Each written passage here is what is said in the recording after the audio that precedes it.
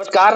इस समय हूँ जिला इटावा में और आज मेरे साथ ऐसी शख्सियत बात करने के लिए उपस्थित है जो बहुत ही कम उम्र में किसी परिचय की मोहताज नहीं है। अभी हाल ही में समाजवादी पार्टी ने नगर अध्यक्ष पद का प्रभार सौंपा है। बात करने का और जानने का प्रयास करता हूँ चूंकि एक महिला है, युवा है, राजनीति में क्यों आई है, राजनीतिक यात्रा शुरुआत हुई है तो क्या लक्ष्य है, क्या उद्देश्य है। क्योंकि राजनीति में लोगों का अलग अलग उद्देश्य रहता है आने का। फराजी से बात करने पर जानने का प्रयास करता हूँ कि आपका क्या उद्देश्य है राजनीति में आने का। और समाजवादी पार्टी, चूंकि चुनाव बहुत नजदीक है, 3 से 4 महीने में लोकसभा के चुनाव है, तो पार्टी की किस तरीके से तैयारियां हैं। मैम, सबसे पहले तो आपका स्वागत धन्यवाद। है जी।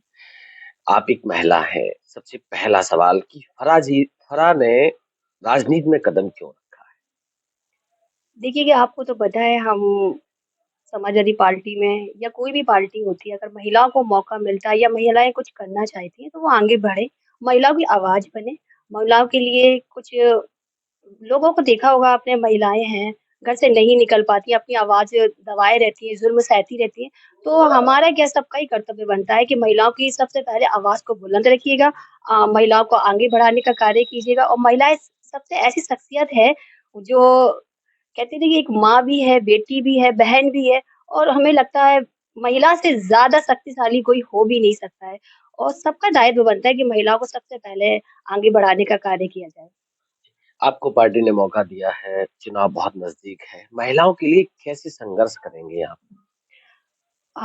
मैं 5 ईयर से समाजवादी पार्टी के लिए पहले फिर सपा में मैं नगर अध्यक्ष रह चुकी हूँ। अब मैं समाजवादी पार्टी की परानार नगर अध्यक्ष इटावा से हूँ और मैं महिलाओं के बीच में हमेशा रहती हूँ, महिलाओं की समस्याएँ सुनती रहती हूँ, महिलाओं को जागरूक करती हूँ कि कैसे क्या चल रहा है। आजकल आपको पता है जो भाजपा बीजेपी सरकार है, लोगों को गुमराह करती है, तो उनको बताना ज़रूरी है, उनको समझाना ज़रूर जो एजुकेशन नहीं है उनके पास, उनको समझदारी नहीं है, तो वो उनको बताना पड़ेगा कि लोग कैसा आपका यूज़ कर रहे हैं। तो वो उनको बता के जागरूक करके उनको बताना पड़ेगा कि बेरोज़गारी चरम आसमान पे है और गरीब देखो गरीब है किस और युवा परेशान है, किसान परेशान है, हर इंसान, हर वर्ग का इस पार्टी से परेशान है। तो उसके लिए तो विचार रखना पड़ेगा, महिलाओं को जागरूक करना पड़ेगा। आप कह रहे हो कि युवा परेशान है, नौजवान परेशान है, किसान परेशान है। दूसरी तरफ सत्तारूढ़ पार्टी कहती है कि राम राज्य आ गया। अब किसी भी तरीके की कोई भी परेशानियां नहीं है इस देश में। 22 जनवरी को राम मंदिर के कपाट खुल रहे थे, एक तरीके से बिल्कुल राम राज्य की तरफ देश अग्रसर है। चलो अच्छी बात है, राम राज्य की बात है। देखिएगा जो नौकरियाँ इंसान एजुकेशन ले रहा है, तो वो राम राज से तो पूरी नहीं हो जाएगी ना। आपको एजुकेशन तो लेना पड़ेगी, ल एजुकेशन के बाद आपको आगे ये सत्ता करती क्या है सरकार कि इंसान को गुमराह करती है। अगर वो पढ़ेगी तो ज़ाहिर-सी बात है सवाल करेगी।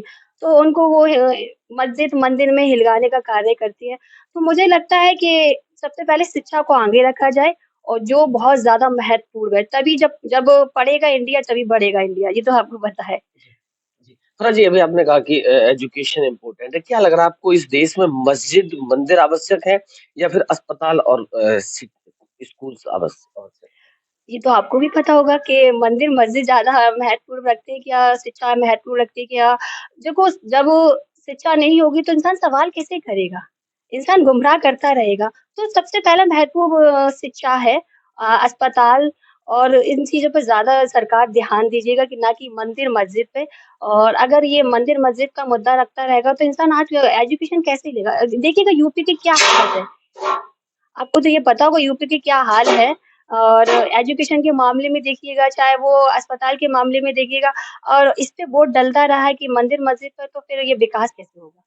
जी। आप महिला हैं, चुनाव बहुत नज़दीक है, पार्टी की तैयारियाँ कैसी चल समाजवादी पार्टी विपक्ष में है अभी और जी-जान से ज़्यादा लगी हैं, लोगों के बीच में है, हमेशा एकजुट कार्य करने का कार्य करती है, लोगों को जागरूक कर रही है, लोगों को बता रही है कि देखिएगा महँगाई चरम आस आप देखिए अगर पहले भाजपा का समय था और उस टाइम की महँगाई देखिए सिलेंडर किस दाम पे था और आज का सिलेंडर देखिएगा, तो कहते नहीं कि पहले की महँगाई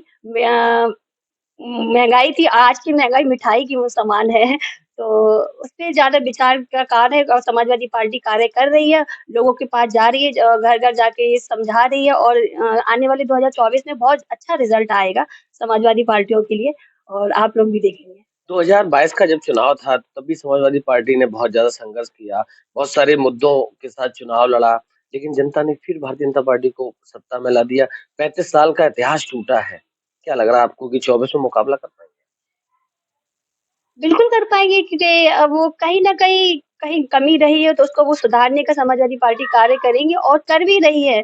और आगे भी पहले तो आपको पता है थोड़ा-सा कहीं न कहीं वो नाराज़गी वग़ैरह रही थी, अब वो दूर हो गई है। अब सब लोग एकजुट होकर कार्य करने का काम करेंगे और लोगों को जागरूक करेंगे, लोगों के बीच-बीच जाकर समझाएँगे भाजपा की नीतियों को और भाजपा के कार्यों को। जिस तरीके से वो गुमराह भाजपा करती है ना कि एक यूनिट पे 2 केजी देकर और इस तरीके से महँगाई, राशन देकर बहुत सी चीज़ें हैं जो सामने रख के लोगों को गुमराह करके जो एजुकेशन नहीं है जिनके पास उनको गुमराह करते हैं, उनको समझाना पड़ेगा। मैं लोगों के बीच में रहती हूँ, समझाती हूँ, उनको बताती हूँ कि इनकी क्या मानसिकता है कि आप अपने बच्चों का फ्यूचर देखिएगा, अपने युवाओं का फ्यूचर फ्यूचर देखना है, वो ज़्यादा महत्वपूर्ण रखता है। तो उसपे हम लोग कार्य कर रहे हैं और आगे 2024 में अच्छा ही रिज़ल्ट आएगा। अभी आपने नाराजगी की बात करी, कहीं आपका सारा जो पारिवारिक कलह थी उसकी तरफ है क्या? अब वो कहीं न कहीं हो गया था बट अब वो तो ठीक है, वो अच्छा कार्य कर रहे हैं, आप तो देख रहे हैं चाचा जी भी बहुत दिन-रात लगे हैं और इस तरीके से अगर मेहनत करते रहे, उनके कार्यकर्ता भी मेहनत कर रहे हैं, तो 2024 का बहुत अच्छा रिज़ल्ट आएगा। एक एक सवाल और आपसे है, गठबंधन की बात कर लेता हूँ। क्या लग रहा है आपको इंडिया गठबंधन, अभी आपने 5 राज्यों के चुनाव देखे, 5 राज्यों में 3 राज्यों में बीजेपी ने पूर्ण बहुमत के साथ बम्पर सरकार बनाई है। क्या लग रहा है इंडिया गठबंधन सफल हो पाएगा 24 में?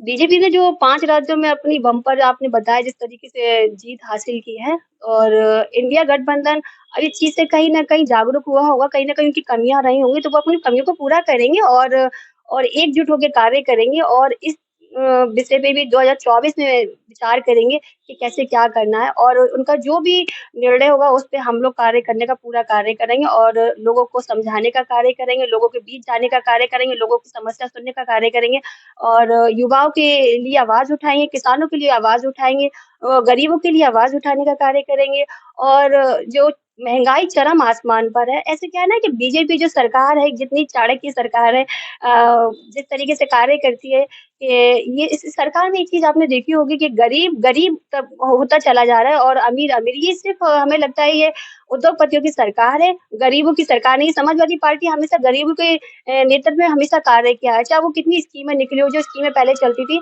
सपा सरकार में कन्याधन है और बेरोज़गारी भत्ता है यू और बहुत सारे आपने देखा होगा लैपटॉप बाँटने का कार्य हो और मुहमाया पेंशन। अब तो पता नहीं लोग मुझसे शिकायतें भी करते हैं कि प मैम पहले पेंशनें का वो था, अब तो पेंशन भी बंद कर दी गई है और जो विवाह का पैसा भी मिलता था कन्याओं को, जिससे लोगों को थोड़ा गरीब इंसान को सहायता मिलती, तो वो पार्टी सरकार आती है तो ये सब स्कीमों पे दोबारा से कार्य किया जाएगा और लोगों को जो महँगाई का सामना करना पड़ेगा, उनकी सरकार आने से थोड़ा बहुत राहत बहुत ज़्यादा राहत मिलेगी और हम सब मिलकर ही काम कर रहे हैं और अब महिलाएँ भी इसमें बढ़-चढ़ कर भाग ले रही हैं समाजवादी पार्टी में और जब महिलाएँ जुड़ती हैं ना, तो एक चट्टान बन के जुड़ती हैं और वो लोगों के हिलाने का कार्य करती हैं और अब हम बहुत जल्द लोगों के बीच में रहते हैं और रहेंगे और कार्य करेंगे और समाजवादी पार्टी 2024 में अच्छा रिज़ल्ट दिखाती है।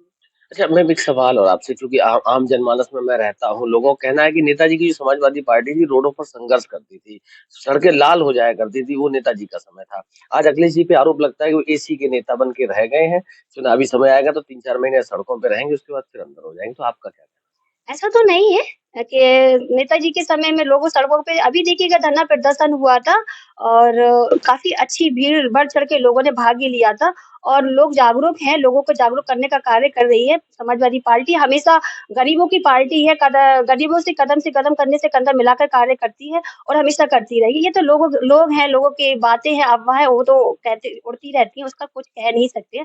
समाजवादी पार्टी हमेशा कार्य करती थी और हमेशा कार्य करती रहेगी। लोगों के बीच में रहती है और लोगों के बीच में रहेगी और हम वो समाजवादी पार्टी मैंने अभी थोड़ी देर पहले भी कहा था कि गरीबों की पार्टी है, किसानों की पार्टी है, नौजवानों की पार्टी है और वो हमेशा उन सबका साथ लेकर चलने का कार्य करती है और करती रहेगी। क्या लग रहा है, फराजी का आगे का कदम क्या रहने वाला, राजनीति में कहाँ जाने का प्लान है? आप देख रहे हैं, मेहनत कर रहे हैं, हम तो बस समाजवादी पार्टी के लिए कार्य कर रहे हैं, आप समाजवादी पार्टी के लिए कार्य करते रहिए, कहाँ जाने का वो मकसद है, वो तो मकसद नहीं है, बस हमारा लोगों को मैं तो ज सेवा करती हूँ और पार्टी के लिए कार्य करती हूँ, वो हमेशा करती रहूँगी। जी, फ़राज़ी चंद 1 दिन का समय रह गया, नव वर्ष का आगमन है, उसके बाद गणतंत्र दिवस का आगमन है। फ़राज़ जी की तरफ से प्रदेश, देश, जिले, इष्ट मित्रों, मिलने-जुलने चाहने वालों के लिए क्या शुभकामनाएँ?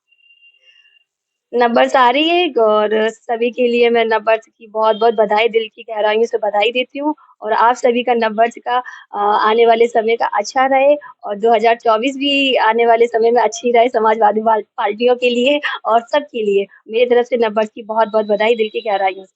जी, बहुत-बहुत धन्यवाद। हमारी तरफ से भी आपको आने वाले नव वर्ष गणतंत्र दिवस की बहुत-बहुत बधाई, शुभकामनाएँ। धन्यवाद।